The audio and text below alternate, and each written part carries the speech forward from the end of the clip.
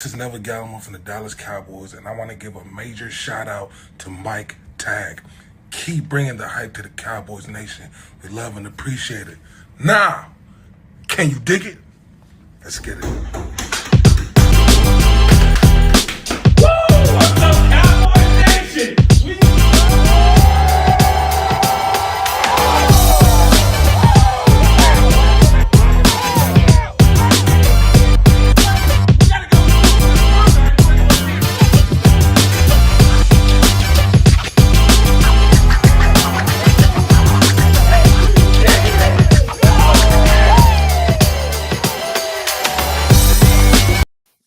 What is up, Cowboys Nation? Boy, Mike Tag here. You see, I'm running solo one more time.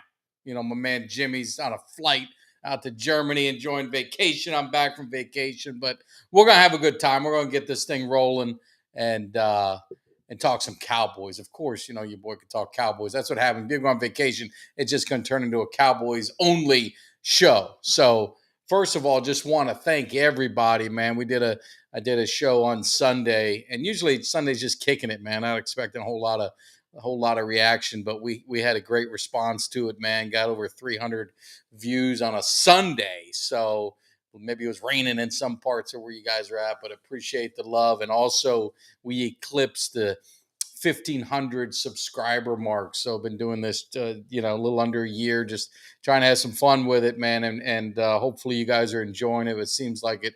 We're getting new subscribers every day. So if you are a new subscriber or you're not a subscriber yet, make sure you hit that subscribe. Make sure you hit that like. Make sure you get all that stuff going because we are having a good time. This season's getting started and we're going to have some fun. So what's up, Steven? What's going on, man? Appreciate you always chiming in. What's up? Cuts by Jones. You saw me out on the grill, so just talking about it. So it was my mom's birthday. I told you guys yesterday. What's up, Troy? I told you yesterday was my mom's birthday, so did a little cookout, and I've been working on some concoctions, just trying to get some stuff for the football season. So I love bar rescue, so I saw a recipe for a type of rum punch. I altered it just a little bit and figured we'd give it a shot with the family over. And some people in the family, no names need to be mentioned. I want to protect the innocent. Had too much rum punch. It packed a punch. So we're going to bring it out to the Cowboys Cave tailgate party, but I'm going to warn you guys, you don't taste much liquor, but it will hit you. So if you guys are out at our tailgate party at AT&T when we take on the New York Jets and slap Aaron Rodgers around, you guys come check it out. Be careful of that rum punch. I know Kelly K9 has a special drink he's bringing as well. So we're going to have a good time. We're going to have a lot of fun, but we had a great Sunday, and now we're kicking it Monday night, and we'll talk some Cowboys. And what I wanted to get into and definitely get your guys' opinion on it. It's early, right? It's a training camp starting in a couple of weeks, so we just got to start feeling all this stuff out. So, talk about the East. And in order to get to the next step, you got to handle the first step. And the first step is making sure we handle the East and win that division. Yes, just saying, my man Fred's going to be grilling it. So we're going to have the drinks. Fred's he's going to be the chef. I might have to bring that chef's hat for him that I had on promo. Hopefully, you guys enjoyed the promo. That was a lot of fun, working off the rust a little bit, getting ready for the season. But it's gonna be a good time, man. I'm just telling you, you guys, we're gonna have a fun season. I'm excited about this Cowboys team, which gets me to what I wanted to talk about tonight.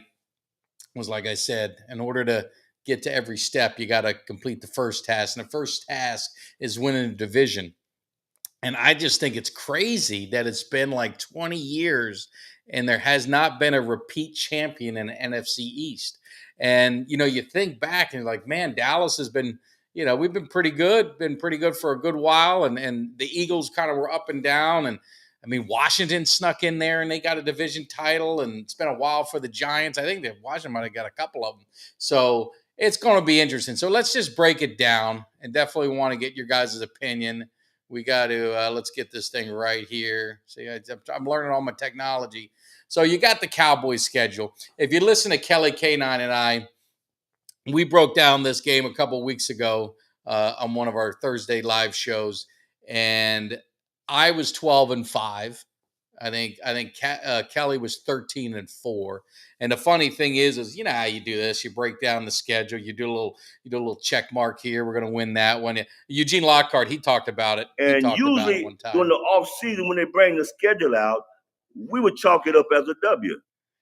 And that's what we used to do, of course, especially when you play the Eagles. You always just kind of chalk that up to a W. But so looking into it, that's what we came up with. So me personally, I had the Cowboys 12-5. I don't know what you guys had the Cowboys. I don't know if you guys think they're going to be better, a little bit worse, but you're looking at the division. There's a couple variables. Look at the schedule. We play the AFC East, which top to bottom, they're going to be pretty solid. And then we have to play an AFC West team, which that's probably arguably the best division in the AFC, if Russell Wilson and Sean Payton have the impact that you think they're going to have. It's probably out of the AFC East and AFC West. So we got our hands full out of conference, and I think the Cowboys typically have never played great out of conference. And then you got to play the NFC West, which I think the NFC East is probably the best division in the NFC, but the NFC West is probably second. So Cowboys and the rest of the boys in the East are gonna have their hands full with the schedule. So I said, just because the Cowboys' record may not be as good as it was last year, doesn't mean they're not going to be a better team. I think they're going to be a better team. But when I broke it down, they were 12-5, exactly what they were last year. So I guess I was wrong when I broke it down. So looking at it, I don't know your guys' thoughts, but this is what your boy came up with in the NFC.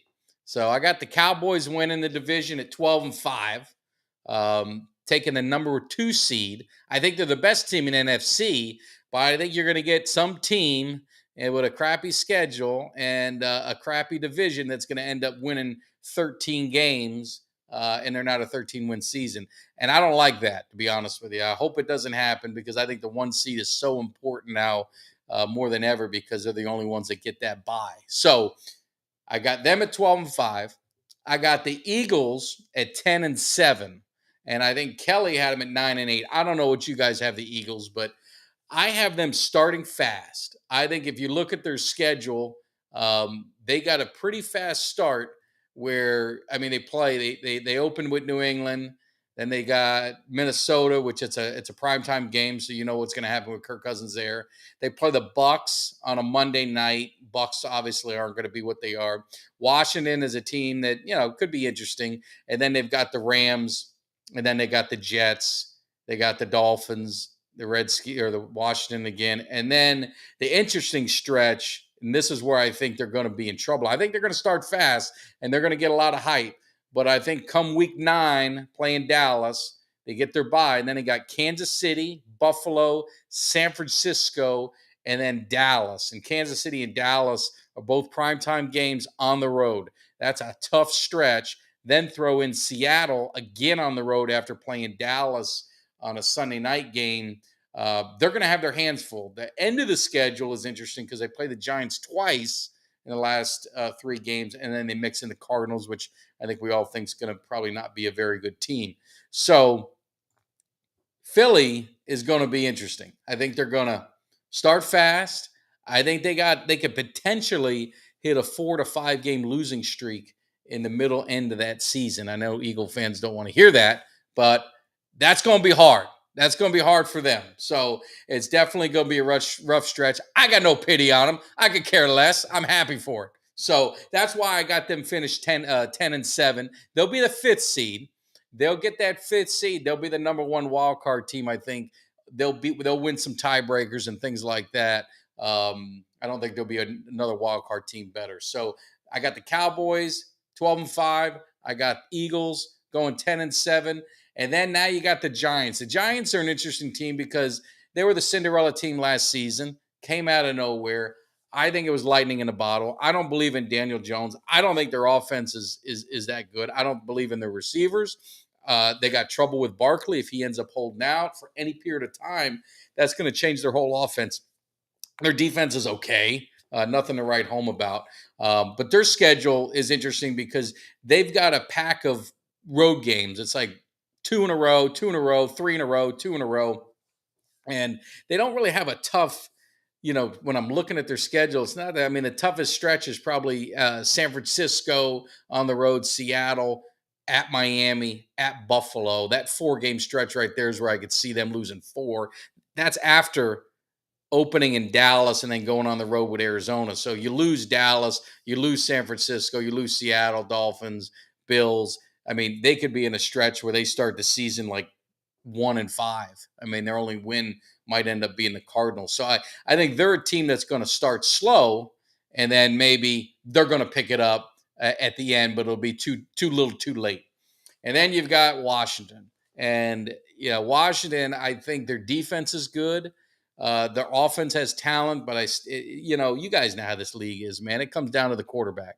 It comes down to the quarterback, and I just don't believe in their quarterback. And I know he got us at the season finale. Maybe Dallas wasn't all in, whatever it was. But he's going to have to play at a high level with the schedule that they have. He's going to have to play at a high level because, again, they started Arizona, so maybe they get some good feelings, but then it's at Denver with Sean Payton there. Don't think it's Denver, last year's Denver's team. And then they're Buffalo at home, at Philly. Chicago is going to be no joke. I think Chicago's going to be a much improved team. And then they've got at Atlanta, at the Giants, Philly, at New England, at Seattle. Giants at home and then at Dallas and then Miami. So their schedule is kind of spread out. They don't have like the toughest stretch like you see what Dallas has a little bit, got a tough stretch. You see that, the Eagles got that tough stretch. So Washington is kind of spread out a little bit. So it's going to be interesting to see. How it works out for them. But I have them going 5-12. So that's a Giants, Jones. Yeah, no, he ain't no kin to you, man. We know that. One, he can't cook, and he don't do the Cuts by Jones. He don't do that beautiful artwork that you do. And I give another plug for my man, Cuts by Jones. If you guys aren't following him, you aren't checking him out, make sure you are on all social media platforms. You see the one above my head. It's hard to see it, but it's a beautiful family one he did at my family's first game at AT&T together. He captured that and a beautiful artwork, and that stays up there, and it's going to be in this cave until Mike ain't around no more. So, hey, what's going on? They got Game Time. Brian, checked your show out over the weekend. That's what I do. I catch up on all the podcasts, and you guys definitely, and you had a good show, man. We're getting excited to get this season going. So, what do you guys think? Do you guys feeling good about Dallas? You think we got the division? We're the leaders in it, or I mean, is Philly going to be the team to beat, and it's going to be the tough one for us? And maybe the curse is over with a repeat champion, and maybe Philly repeats. I don't see it. I think their stretch is going to be tough, and more importantly, it's going to be interesting to see how they respond. You lose that Super Bowl, and there's always a Super Bowl hangover, but Philly caught a lot of. Let's see, how can I put it being nicely? Because I don't want to be. I know the Philly content creators, they love hating on Dallas, and I don't want to be that guy that's just going to hate just to hate. But if you look at Philly, they benefited from timing of the schedule of who they played and when they played them. And in the playoffs, they got very fortunate into what happened. And I can't hate on it. You create your own luck, you create your own opportunities, and they did that. Hats off to them, and it got them into the Super Bowl. So I don't know if that's going to work out for them this year. They're not going to be catching anyone, off guard. They're going to be they're the reigning champions of the NFC, so everyone's going to be looking for them. Everyone's going to be gunning for them. It's almost like the Cowboys, right? We always get the opposing team's best game. No one just shows up and just say, we're just going to play. Even if the team stinks, they get up to play the Cowboys because they know. And if you watch any of the channels and on network television, they talk about the Cowboys 24/7. So they know if they beat the Cowboys, they're going to get a lot of run on TV. They're going to be talked about all Monday morning, and that's their opportunity. So a lot of these teams, we always get their best shot. It's like we're the reigning Super Bowl champions every single year, even though we hadn't won one in so long, because all these teams want to beat us. So I think the Eagles are gonna face that a little bit, and I think they're going to have their hands full. I think, like John said, the Eagles are going to. we can lock up the division. Eagles going to show that they can do it again. I don't know. I don't think they're going to show they can do it again. We're going to see what happens. And then everyone wants to beat the Cowboys. We know that. I mean, it's always goes that way. So I think that's what's going to happen with the Eagles. So I think they're due for a letdown. I think they are going to step away from the pack a little bit. Hurts is going to be interesting. There's so much Dak Prescott, Jalen Hurts comparison. I see all these charts. How were they in their first year? How were they their first 3 years? How are they? All I care about is how they were last year. And you got to give Jalen Hurts the credit, as much as maybe it pains some of us to do it. He played well. I mean, he played really good.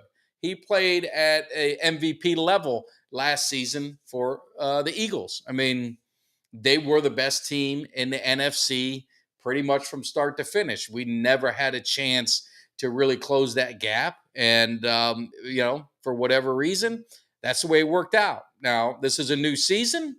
I'm not going to sit here and give them the anointing oil that they're going to be the division champions. I think our team is better. I think our quarterback is better.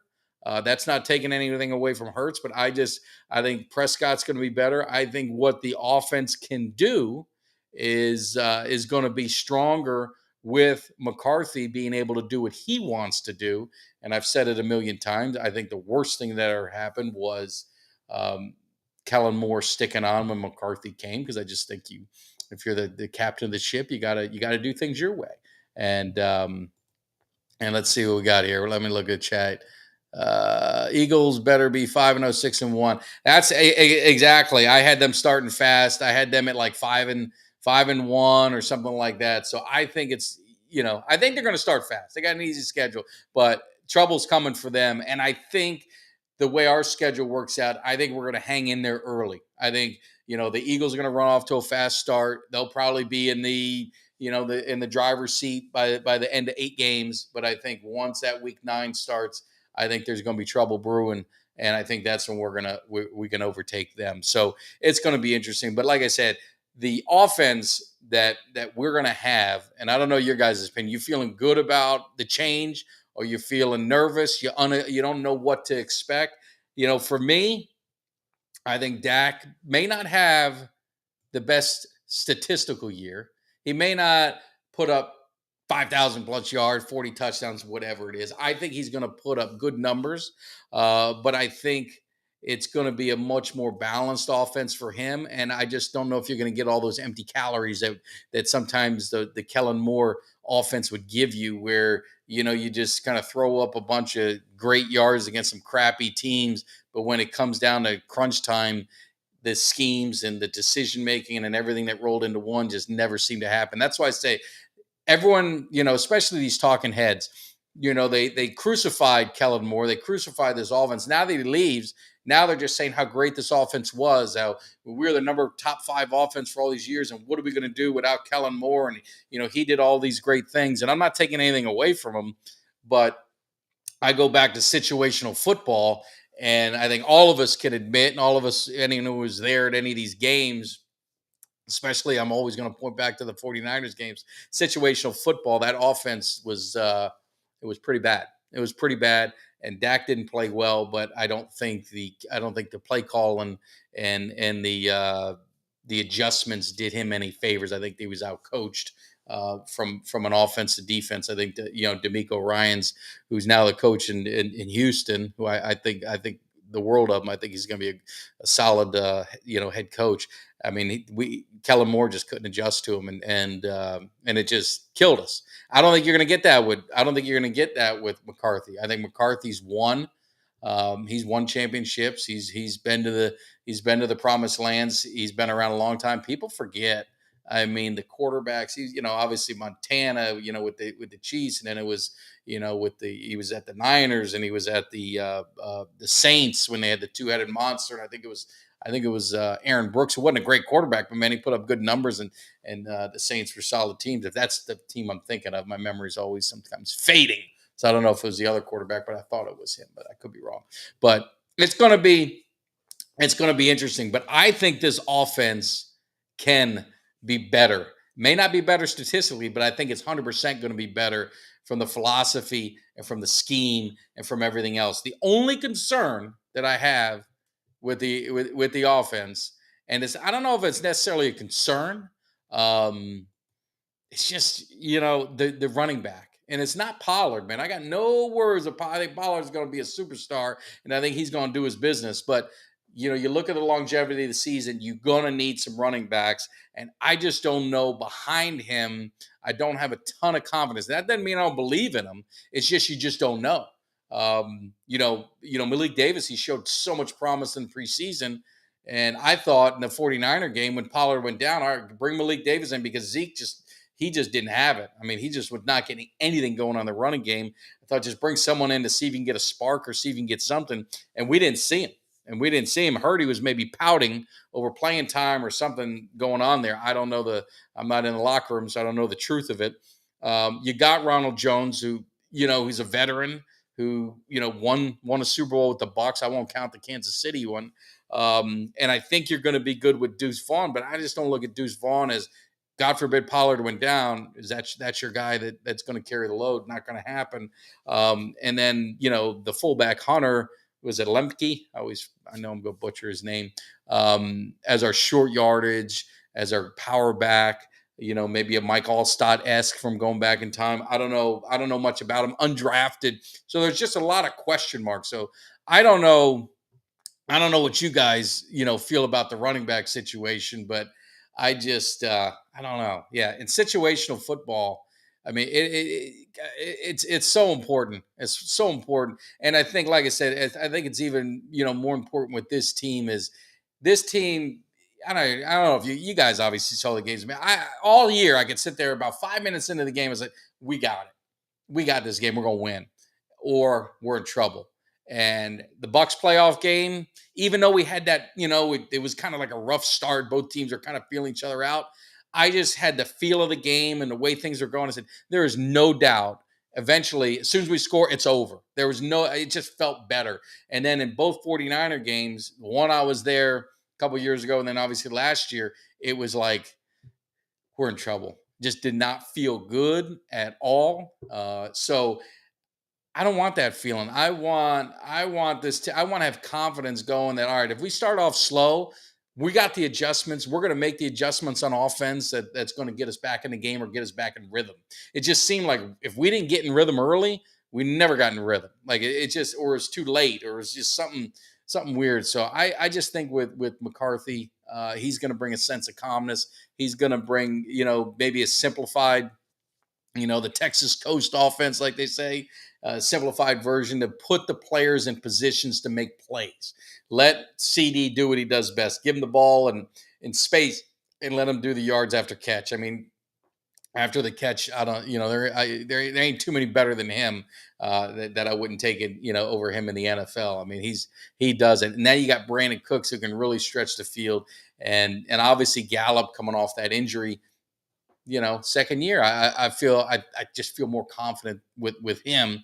And I think Jalen Tolbert, I know some people are going to, but I just believe in Jalen Tolbert. I think he just maybe struggled a little bit making that transition. I don't think he struggled athletically or struggled any of that. I think maybe it was just playbook, and then obviously the injury to Dak, to Dak, and maybe that hurt things. I think lack of preseason kind of stuff.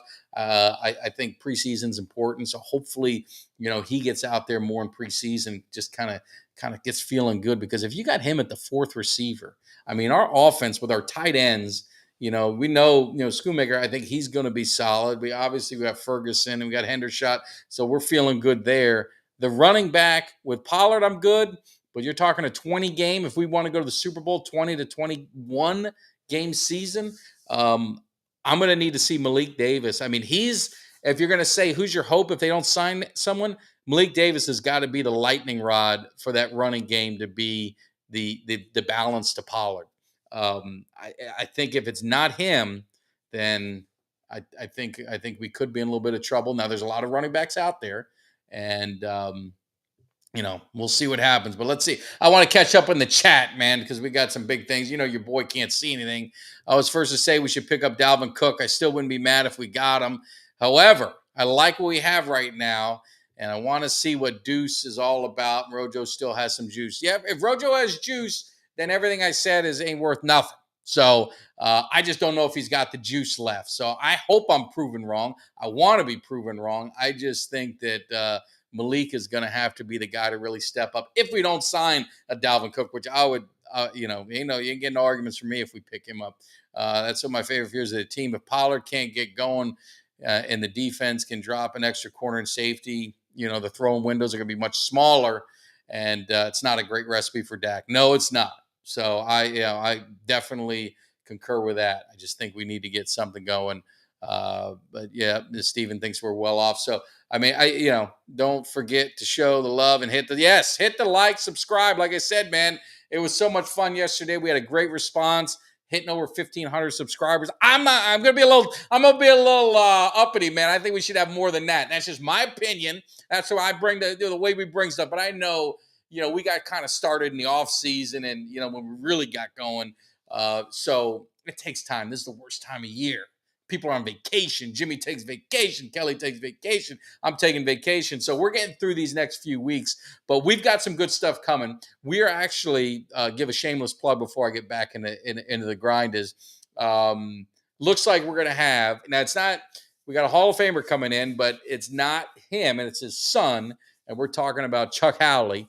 Any of you guys or history of the Cowboys, Chuck Howley, he should have been in the Hall of Fame 20, 30 years ago.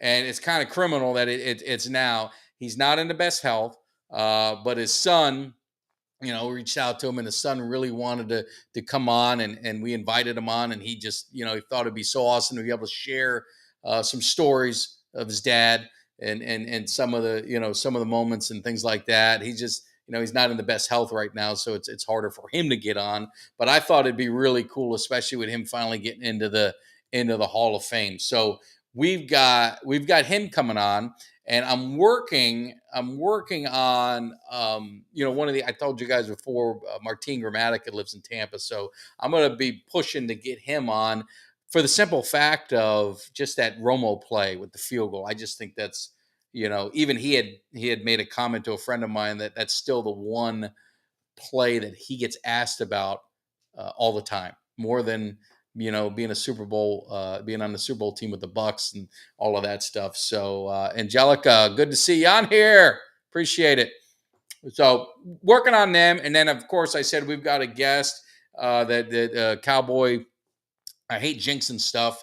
He said he'd come on. He said he would be in the cave. He said he wanted to do it. A 3-time Super Bowl champion. He's going to be, I don't want to say the name just in case it don't happen, but hopefully he's going to come on and he's going to do a Dallas Cowboy preview. So it won't be able to get into the 90s stuff too much. We'll address it a little bit, but we're going to talk preview of the Cowboys and kind of where they're at, maybe with the NFL, how they stack up in the NFC and the NFL. But Steve, I like Malik Davis a lot. He showed some stuff, man, and he was good at Florida. Being a Florida, I'm not a Florida guy. I'm a Florida guy, but not a Florida Gator guy. I'm a Canes guy. I watched him play a little bit in the SEC. So hey, and yes, in the cave, man. Brian, anytime you come down to Tampa, you give me a holler. You get we'll get you in that cave. So I'll give you a tour of the cave. I actually got to update some of it. So we're getting ready for that season. So it's gonna be good. And any of you guys, man, you know how it is. More importantly, if you guys saw from the hype video, maybe the Cowboys win that 6th Super Bowl championship, we're gonna hang out in Dallas. You guys all fly to Tampa, and we'll have a Super Bowl parade party in my hood, and I'll be the host and make sure that we have a great time, because it's 27 years has been a hell of a too long. And I tell this story, man. I moved up here in February '96. I was 20 years old, and moved here for a job. And the Cowboys won the Super Bowl that January. I moved up in February, and the Cowboys have not been to the Super Bowl since I lived here. So all the people who really know me know how superstitious and how skeptical I am of everything. And I'm just thinking, they hadn't won since I moved up here. Am I the reason that we haven't won a Super Bowl? Is it all my fault? So, man, they need to win it to give me some peace of mind, because I'm wondering if I need to move. Do I need to get, move back to South Florida or what? But it's crazy. But yeah, Malik, jumping back to that, got sidetracked. Malik should have went in. I don't know why. I don't know why he didn't go in after that 49er game, man. So we definitely need to, yeah. I don't know. I don't know what it is. And I love Zeke, man. And I wish and hope there was a little spot for him to come back, and because I think he can contribute. It wouldn't be at the level that, obviously Zeke has been at, but maybe maybe it's best for him and the team. It's kind of, maybe they just continue to part ways and let him get a fresh start somewhere, and let the team kind of get a fresh start, give Pollard his opportunity to be the man.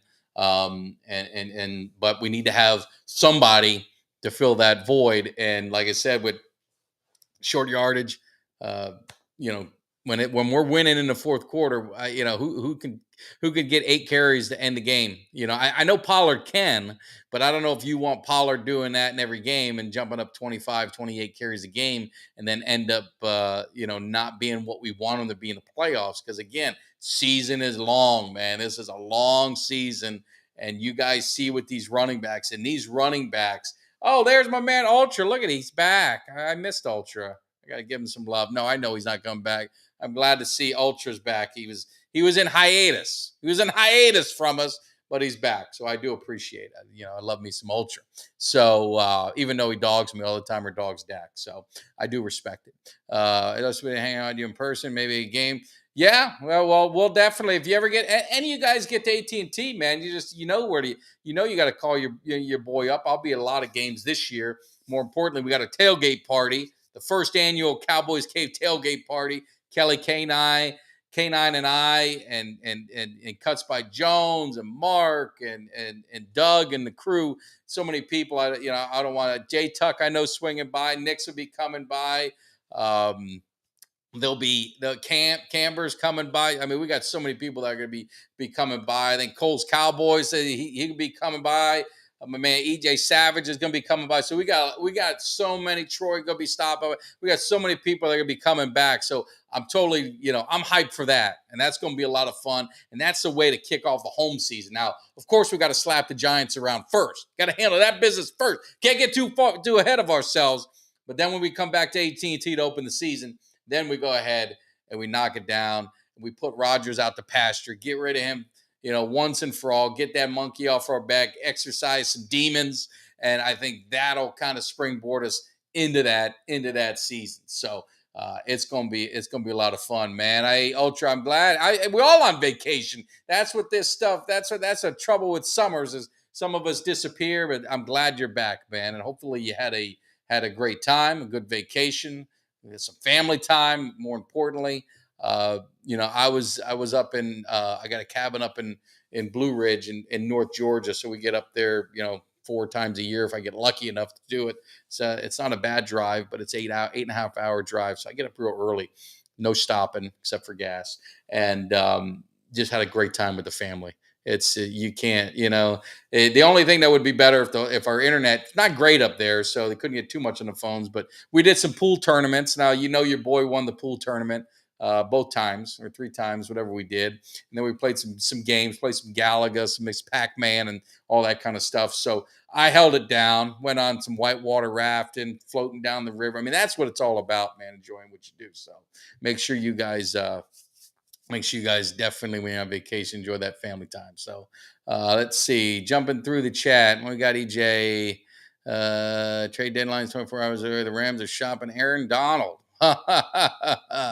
Yeah, man, I'd pull the trigger in 2 seconds, but I don't think that's gonna happen. I don't think that they gotta pay CD. They gotta pay Diggs. They gotta pay some people. But I mean, you get an opportunity to get a guy like that.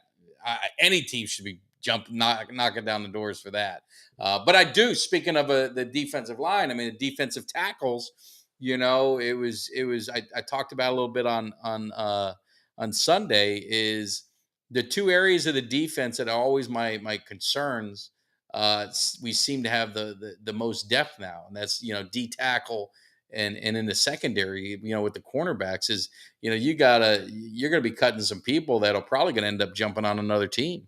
They just better not cut my man Neville Gallimore. I mean, ruining the intro of the show. I have to redo something. So hopefully my man makes the team. But I guess it's a good problem to have. Maybe it's a good problem to have. I guess it is. But yeah, you get a guy like God. You get Donald, man. Yeah, it'd be no joke there, boy. He's a bad man. There ain't too many better than him, if any. Let's see. Heading to now that's something in a game time. You gotta let me know how that is. That's probably the one regret I have as a Cowboys fan is um, not going. I didn't go to Michael Irvin's, Emmett Smith's, or Troy Aikman's. I had 3 opportunities that I could have pulled the trigger and just did it, and I didn't. And for whatever reason, I don't know why, I ended up not going, and I regret that. I was there when all 3 of them went in the Ring of Honor at Texas Stadium. I went to that game. It was last row in Texas Stadium, and but I was there. I was in there, so I was able to enjoy the moment, even though Santana Moss from the U ripped our hearts out, and we were winning like 14 to whatever it was, and we are 13-0, and we end up losing 14-13 or something like that. He scored 2 touchdowns in the end. So I don't know what the final score was, but just absolutely ripped our hearts out. And but I got to see that. Never seen the Hall of Fame, and now it's kind of DeMarcus Ware would be probably the best one for me to go to, because now you're kind of Witten will be in there. He was kind of you can my childhood. You want to relive your childhood. And all my childhood guys are pretty much, if they're not in there by now, they're not getting in. So unless they finally put Woodson in. Now, if they put Woodson in, I'm going to go on record when he finally gets in there, and he deserves it. I will go to that one to make up for all my triplets mistakes of not going. So, but yeah, let me know. I guess what I was saying is let me know how the whole experience is, because I've never been. Yeah, he's up there in age, but he got some juice left. He's got some juice left, and oh my goodness, if that happened, just don't jinx me and get some stupid get an NFC team to end up getting them.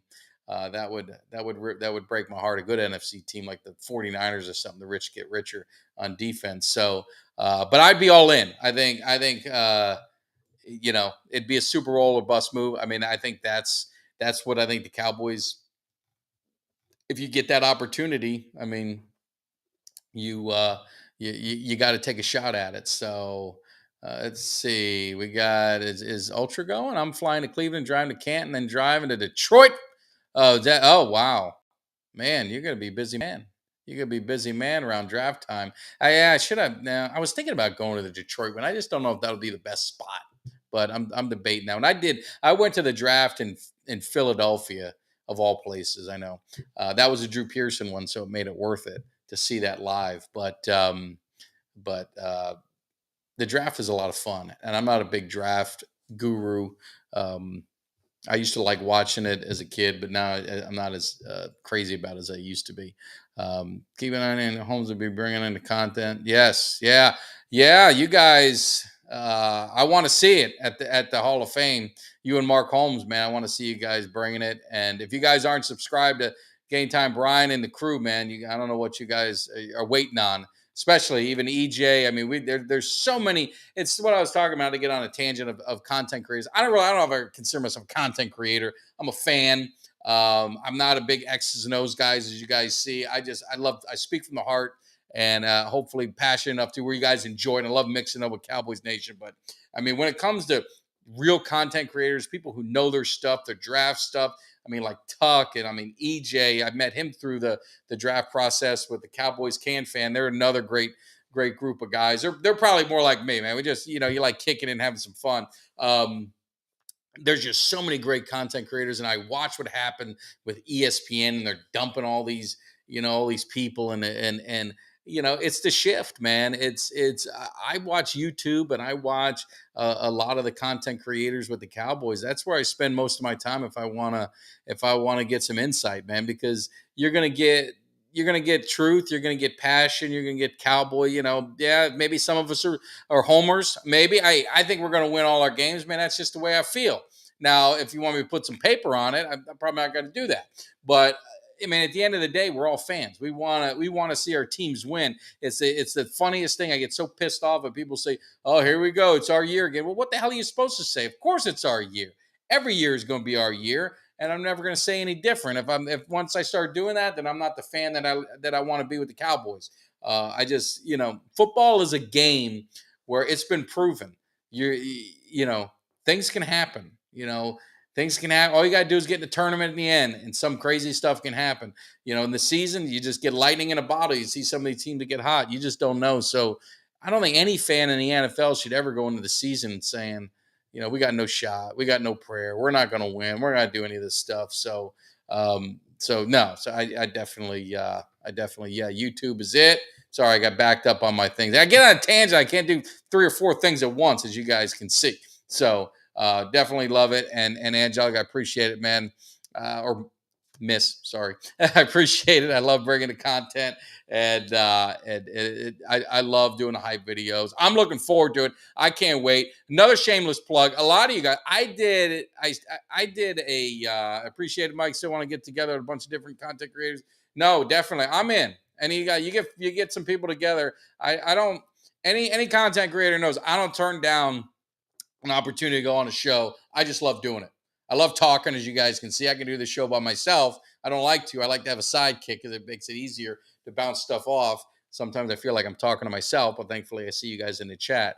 But I just love talking Cowboys, man. I do this. I would do it for a living if it'd pay me enough. So maybe one day it will. We'll see what happens. But maybe I'll be retired and just do this for fun. But I do it for fun, and I do it for the enjoyment. So it's good. So we're going to be 14-3, and we're picking 32 in the draft. Yeah, I hope so, man. Nothing would be sweeter. Nothing would be sweeter. Yeah, it's definitely easier with someone there. But I can do it, man. I can get this thing going. But what I was going to say is a shameless plug. I did a ton of them. Your boys on Cameo. So I do personal video messages and all that kind of stuff. And it's always surreal to me to see you go on Cameo and you just hit Dallas Cowboys. You see all these Emmitt Smith, Troy Aikman, and all this stuff. And then you see my face there that you can get me to do a video for you. So I think that's great. I'm a hell of a lot cheaper than all of them. And if you look at my videos, you get your money's worth. I don't charge a lot. I do it for fun. You get your money's worth. But the one thing I do, I didn't. People just started asking me, so I did a ton of them last year. I did fantasy football draft orders. I must have done like 20 of them. And so it's just cool, man. You send me your fantasy football team. They send me, who they want. And then I got free reign to rag on whoever I want. They'll give me some, you give me some pointers of who to pick on and what to say. And then I just roll with it and have a good time. So definitely if you ever, on Cameo or ever used Cameo, you got your boy, the shameless plug. You spread the word, man. I give you the real hype video, man. I ain't looking at the phone. I'll memorize what you want. I bust through the door. It's the full experience. That's what it's only for Cowboy Nation. I've only turned down one Cameo where they wanted me to dog. Maybe it was Ultra. They wanted me to dog Dak, and I wouldn't do it. I said no thanks. I said I'm not going to take your money. So let's see here. Jerry not putting you in your honor is a bad mojo. I think it is a bad mojo. And we've talked about this a lot, Brian, on the show. And most people probably have the same philosophy. Mine is Jimmy Johnson will not get put in the Ring of Honor until the Dallas Cowboys win a Super Bowl. And once they win their next Super Bowl, I think Jerry Jones is going to put him in the next year. Anyone who was at that game, it was a Philly, I think it was a Monday night game a couple years ago, when he got in the Hall of Fame, and they brought Jimmy Johnson in to get his Hall of Fame ring, and the way the crowd was, and it just erupted. And he said, "How about them Cowboys?" and all that. I mean, Jerry's got an ego. Jerry don't want to be reminded, and that's what it is. When you bring Jimmy Johnson around, and he's doing, it's just a reminder of what was there and what could have been more. And it's just unfortunate it didn't work out. But I don't think Jerry wants to be reminded of that. And I don't think he has anything against Jimmy Johnson. I don't think, I just think it's his ego. And he's like, I am not, he's not going to deal with it. So I think once the Cowboys win without it, I think the fans, because that's the thing is the fans now, Now you're going to get me to go on a tangent. We might be here for 2 hours. The fans, and I don't want to sound like a boomer, so if I start to, I apologize. But the fans now, they haven't seen success. And when I talk about success, I'm talking about championships. So what they look at great is a lot different than if you were in the 90s or even the people in the 80s and 70s as great. I see people talking about, well, Des Bryant is more talented than Michael Irvin. He's a better receiver than Michael Irvin. No, I'm just telling you, no. I love Des Bryant. No, he ain't. Michael Irvin, if you ever watch it, you watched him play. And I'm not taking anything away from Des, and that's why I hate doing this kind of stuff. I hate comparing Cowboys because then it makes it look like I'm trying to dog a player. But Michael Irvin he won championships, and he won championships at every level: high school, college, pros. And there's a reason he did. And he was the leader on every single one of those teams. And he brought expectations. He built his players up. It's so funny that they talk about talent and everything. You look at the Cowboys and they're this huge talented team in the 90s. And there's no doubt about it. They were talented. But I mean, when you had Michael Irvin, Emmitt Smith, and Troy Aikman leading that, some of those guys were lifted up. I mean, Alvin Harper, yeah, he was a good receiver. I mean, he went to Tampa and he was gone. I mean, when he had to be the man, he couldn't do it. And then, I mean, look at you had Kevin Williams, who was a nice receiver from the U. I mean, it wasn't like Michael Irvin had all these great guys. Michael Irvin got the best cornerbacks on him all the time. No ifs, ands, or buts about it. And that's the way the defense play was more physical and this and that. Michael Irvin, I could argue if you give me the opportunity, he is top 3 or 4 receivers in NFL history when it all comes down to it. He wasn't the fastest. He didn't have the hands like a Chris Carter. But when you took the leadership and you took his work ethic and you took everything in, his passion and the way he lifted players up, there's no one there's not a receiver I would take. Randy Moss would probably be, if I'm thinking of one, that might be the other one, or of course Jerry Rice goes without saying, but Michael Irvin was on another level. So then you hear these guys are like, they dismiss championships because they hadn't seen any. And championships matter. Troy Aikman. I mean, you don't win 3 Super Bowls, you don't be in the Hall of Fame if you're not great. And I love Tony Romo, and I'm looking at his jersey, and I say it all the time. Looking at his, I mean, I'm a fan of his. He saved the Cowboys franchise. He brought us back from the ruins, and thank God that the Cowboys got him. He could have went to Denver, and they ended up getting him because of Sean Payton and their relationship at their college, and he got the opportunity to go in there. But I mean, he was not Troy Aikman. I mean, Troy Aikman played big in big games. And I can't say that about Romo. And I'm not trying to, hey, it is what it is. But he was 0-3 in the divisional round. I mean, I don't know. Troy Aikman was 5-1, or he was 11-4 all-time playoff record. That shit matters, man. I don't know. Maybe it don't matter to the generation who hadn't seen the championships because they just, you don't understand it. But I seen it. I mean, when you see it, man, those guys, I mean, it matters. So when I do these top 5, and I'm doing the top 5 quarterbacks next, I do these top 5s, and like, man, you don't have all these other guys that, you should have this guy in there, that guy in there. It's like, championships matter to me. I don't know about you guys, man, but championships matter to me. And I just, some of those guys were on different level. Oh yeah, man, I just saw at the vet. That just sucked. I mean, you just talk about a career taken away, and that injury is just it sucked. And I'm a Michael Irvin. I mean, you guys, I don't know which way I can go, but you see the Michael Irvin behind me. It's a hurricane and Cowboys collage. He was one of my favorites, and I watched him as a kid. He went to Piper High School, which was like the rival high school to ours. I was years behind him, but he was a legend then, and it was a big thing because he went to Piper. And then he ended up at St. Thomas, which was kind of like they're great in football today. And it was like the recruiting school. And somehow he ended up there. And there was a whole court thing. But yeah, his competitive nature, that's Ultra probably is dead on. The closest thing I can say to Michael Irvin would be what Micah is today. When you see him, it is just he has a different mentality, and you need that. And I think Micah Parsons was heaven sent for us to trade with Philly, or was it the Giants? Yeah, we traded with Philly, moved back, and did all this stuff within our division. The Giants took a different guy instead of taking Micah. I mean, it could the whole this team could go somewhere else. So yeah, definitely right on with that one. I'm sorry, I'm trying to look through all the chats, but yeah, and they and they meshed well, and they were the thing is like again, I don't want to get on my boomer thing, but we have so many of these other former players that come on and they talk about it, and the players bonded more then. I mean, now it's business, and it's big business. I mean, these guys are making a lot of money, and I mean, it's big business, man. They all got their advertising. They all do their stuff. I mean, those guys, the practices were different. I mean, they just hung out everywhere. You talk about like I hate to say like the White House that they had, and there was the bar that Eugene Lockhart and Drew Pearson, I think Michael Downs. It was the Cowboys bar or Cowboys something. It was right by Valley Ranch, and I mean, they just hung out all the time. I don't know if the players do that as much today. It just doesn't seem like it. It seems like it is business. On their off days, they're flying and doing business deals and doing something. So it's just it's just different. And I'm not saying one's better than the other. It was just different. It was different.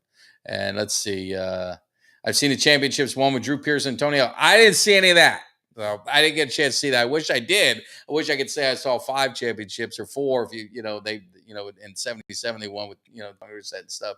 But Tony Hill was an underrated. I did my top 5 receivers, and he's a forgotten guy. I mean, the numbers that he put up, and he was obviously he was playing behind Drew Pearson for a while. It's definitely he's an underrated Cowboy. Yeah. And Steve, I agree. And again, it's no knock. I think if you were to ask Dez, it's like I told the one dude, man, you ask Dez, I think Dez would tell you, Michael Irvin was a better receiver than he was. So yeah, Tony Thrill Hill, man, he was something. He was something. He was like the receiver because it was Drew Pearson was kind of retired when I was a kid. He had a few years, but he wasn't the big guy. Tony Hill had taken over for that. And then there was it Mike Renfro? I don't know if I remember the name. Maybe it was Mike Renfro was a receiver opposite. Then you had Doug Cosby. That was the Cowboys that I started. And it was Danny White, another underrated, quarterback. And it was funny. I'm finishing up my top 5 quarterbacks, and you'll see. I'll talk about it if you watch the video when I put it out. But Danny White was a forgotten guy, and I almost forgot him. So you forget the success that he had in, he didn't get to the Super Bowl, but I mean, he got the 3 straight championship games, and but he didn't get the Super Bowl, so he's never going to get mentioned with an Aikman or mentioned with a Staubach. And I mean, and that's why those guys are on pedestals. I mean, they're going to be on pedestals. And I think if Dak could win a Super Bowl or 2, you would then he would make a strong argument for being one. Being you can argue he could be the greatest Cowboys quarterback if he got 2 Super Bowls under his belt with the numbers he put up and everything. He definitely he can make that argument. Let's see. Let's check the chats. I'll get going here. I just had Will McLean. Will, yeah, I like it. Thank God for him. Thank God for him. What do we got, Steve? We got after Harper, mine is Dez and T.O. See, Harper was good. He wasn't in my top 5. But Harper was a good guy, and Angelica. Yeah, Tony Dorsett, he's the reason I was a Cowboys fan. So I had my 33 shirt, and he definitely was he was a big part of my early childhood. Emmitt Smith was more, when I was in middle school into high school and after. But Tony Dorsett was, the kid when you play in the yard wanting to be wanted to be a football player. And that was the thing with the Cowboys. I mean, the Cowboys were so big. I mean, I'm living in Florida, but the Cowboys were on TV, and Dak get in the ring, man. I like Ultra. He went on vacation. He's got a positive vibe to him. I love it. It's my new Ultra Cowboy. But everyone wanted to be the Cowboys, and yeah, obviously the Cowboys and Indians as kids. But that's why they were just so big, and they're everywhere. Yeah, Antonio Bryant, he's the forgotten 88. I told a story with Antonio Bryant, so I loved Antonio Bryant went to Pitt, so I saw him play a lot, in the Big East, Miami, and he had a lot of passion. And I got the 88 jersey, and then when they got rid of him, I threw away the jersey, figuring I can get rid of that. And then we drafted Des Bryant a few years later, and I'm like, man, it's going to save me $100 because I had that jersey and it said Bryant on it. So I was telling the story. I was hoping Mozzie Smith would have taken 54 because I have a Jalen Smith jersey. I got on clearance after he signed the deal, so I didn't pay full price for it. And I was like, 54 is a good number, Randy White and stuff. And then he goes to have a bad year. So audio is choppy. I hope not. Hopefully I'm running good. Maybe because I'm talking too much.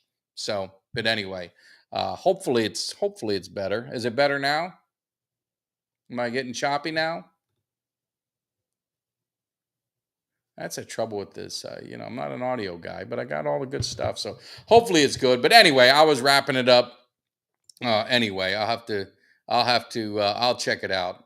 How come Brian's the only one telling me I'm choppy? But let's see. Now you got me chats going. I hate when people compare anybody to Emmitt Smith. Audio is fine here, so maybe it's you, Brian. Maybe it's not me. I got good equipment, hopefully. I hate when people compare anyone to Emmitt Smith.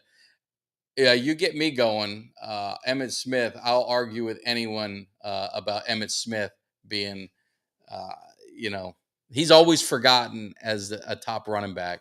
And Emmitt Smith is, Walter Payton, obviously great. Obviously, Tony Dorsett, Barry Sanders is always going to get love.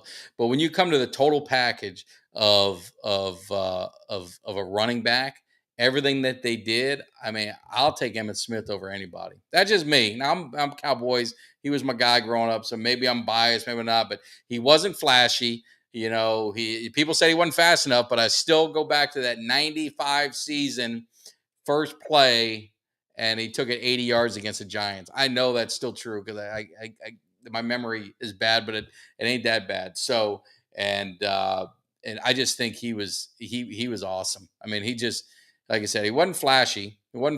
But yeah, all heart, man. That was Emmitt Smith, and he would do. And people talked about the line, and I get in arguments with people on the line, and I know everyone says they had this greatest offensive line. The only Hall of Famer out of that line's Larry Allen. Larry Allen came in 94. Eric Williams was probably on his way till he obviously had a car accident. But a lot of those guys were like kind of cast-offs, but they meshed well together. But when Emmitt Smith held out, we didn't win no games. And, you had the same offensive line, same quarterback, same receivers, same tight ends. Everything was the same. You just threw another running back in there. And, and that's where Jimmy Johnson, I was watching, they had something on there, and Jimmy Johnson was saying, that was one of his big mistakes in coaching. He always thought Emmitt Smith was just going to be there. So they prepared like Emmitt Smith was going to be there. They didn't adjust anything. They didn't say it. And that was one of his big mistakes. But, you think about Emmitt Smith. He missed both those games, missed 2 games, ended up still leading the NFL in rushing, won the NFL MVP, and won a Super Bowl. And he missed 2 games. And for a running back, that's pretty big. So his vision, the thing with him, if you watch it, he never got laid out. Very rarely. I don't know if he ever did, but he never took a lot of punishment. And I think, that's one of those, that was one of the things with him with longevity. And you talk about a running back that, a unbreakable record in the NFL, unless the NFL really changes, in the next generation and it gets back to the running. Because you see the running backs, I mean, they're not valued at all anymore. It's just give me 4 years out of him and dump him and get me another one.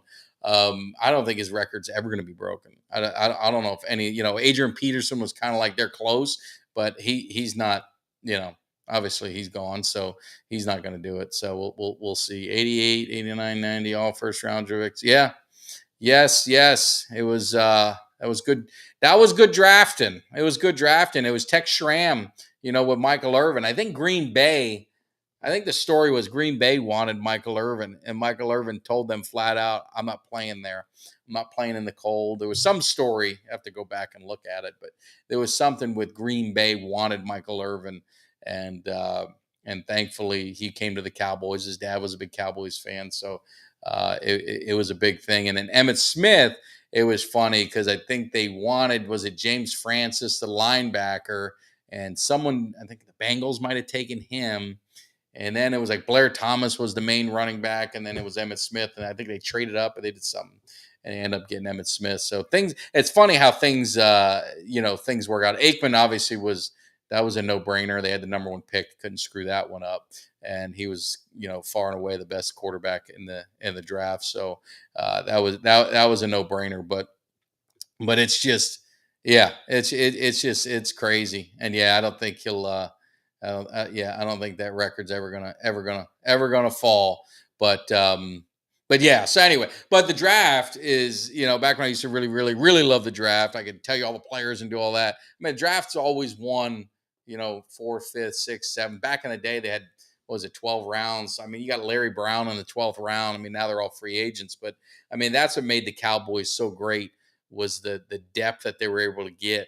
And a lot of people talked about the Cowboys had all this money, and they bought all those championships because there was no salary cap. All those guys are homegrown talents. It wasn't. I mean, the best free agent signing they got was Jay Novacek when they did Plan B free agency.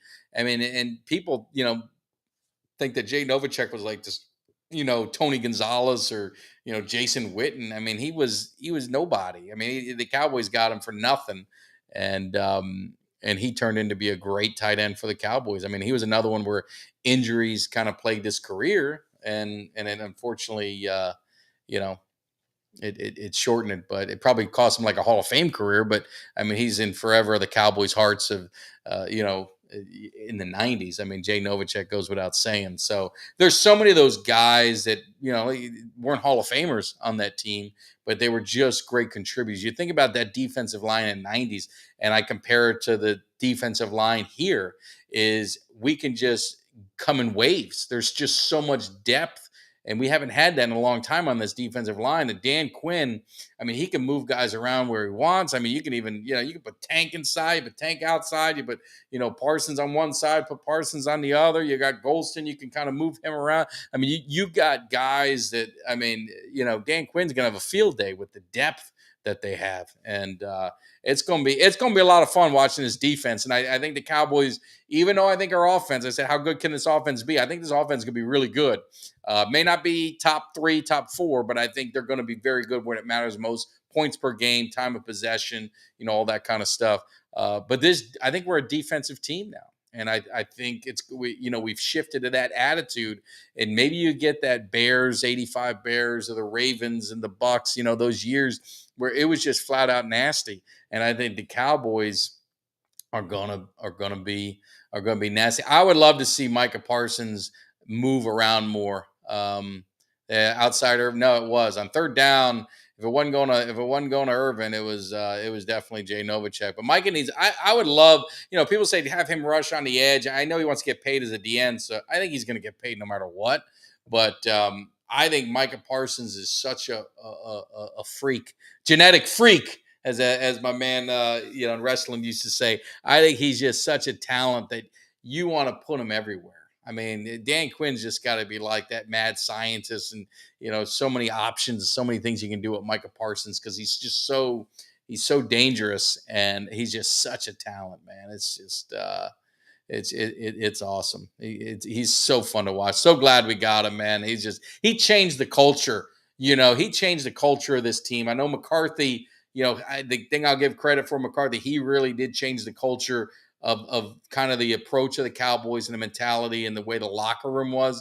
but Micah Parsons changed the confidence that the Cowboys have, the feel, that swag, the whatever you want to call it. When they drafted him, it just changed instantly. It just changed instantly, and I think that is what's going to pay dividends for this team to get to the Super Bowl. You need that. You need that. So, what else do we got? Mozzie's going to be huge. He's too fat. Yeah, Mozzie's going to be awesome, man. I'm just I'm excited to really see him. Ultra, you missed it. He's going to have to, you need to make sure you're on next Monday because he needs to come clean and say you were correct because he wants Aaron Boone fired. And I knew you've been calling for that for a long time. So Jimmy's not happy. He's not so happy. He went overseas. He said, I can't watch this no more. I'm going to go to Germany where I won't even be able to watch baseball. So he's seen enough. I think he knows it's time for a change. So it'll be funny. Yeah. So yeah, you add Aaron Donald, that would be crazy. So let's see. And with Deuce in the fold, Turpin Gadget, running back, wide receiver, like we saw with Patterson in Atlanta. Deuce will be more of a special teams. I think Turpin. Correct me if I'm wrong in the chat if you think I'm off, but I think. I think Turpin is going to be our returner. I think that's what he does. I think what Deuce is going to bring on offense, he's going to be there for maybe 3 or 4 splash plays, but I also think hopefully you're going to see Turpin there too, and I think maybe he gets a couple 2 to 3 splash plays on offense. I think you get both of those in there. They're playmakers. They're guys that they're both small, so we got to be careful. We don't want to kill them. But I think you want to use both of them. I think when you got weapons, I think you got to find a way to get them the ball and the best play, the best opportunity to make big plays.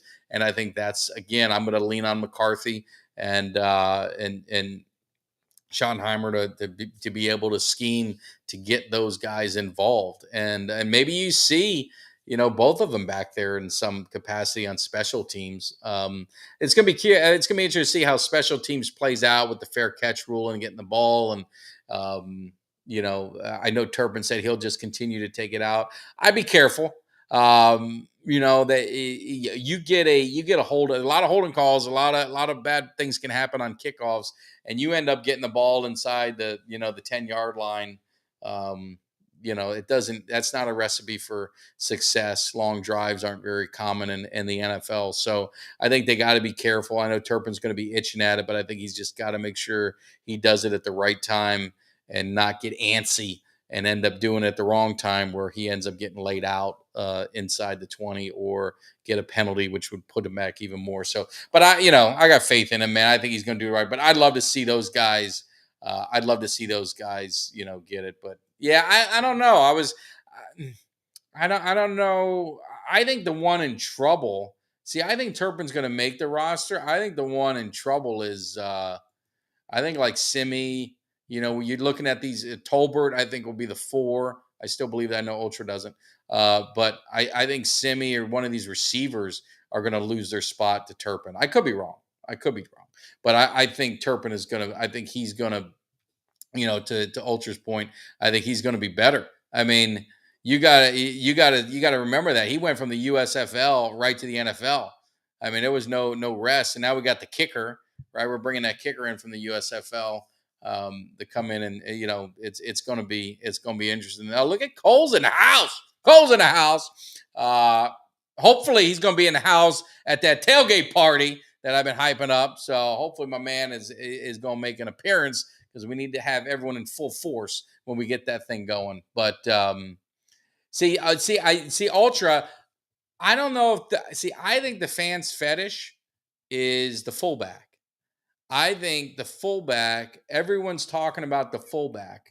Hunter, is it Lupke, if I'm saying it right? I think that's the fetish for the fans. I think that is what everyone is, that's all I hear whenever I talk to Cowboy fans or interact. I hope you can make it, Coles, man. If you do, make sure you hit us up. We'll let you know where we're at. I'm sure you'll know beforehand, but hopefully you get out there. It'll be a lot of fun. But I think he's the fan fetish. I think he's the one that they think you're going to come in here and just kind of set the world on fire. Now, I hope he does. Like I said, I hope they do.